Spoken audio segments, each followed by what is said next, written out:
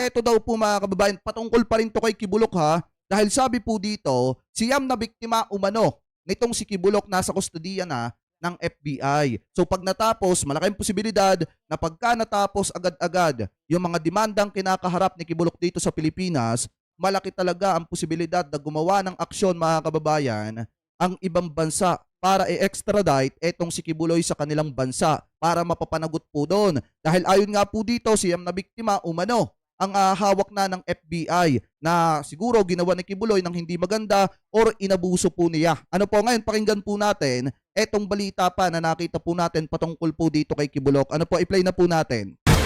Hawak na ng Federal Bureau of Investigation ang umano'y siyam na biktima ni Pastor Apollo Kibuloy sa kasong sexual assault and human trafficking ayon sa informant ng Bilyonaryo News Channel. Dalawa sa mga biktima, magkapatid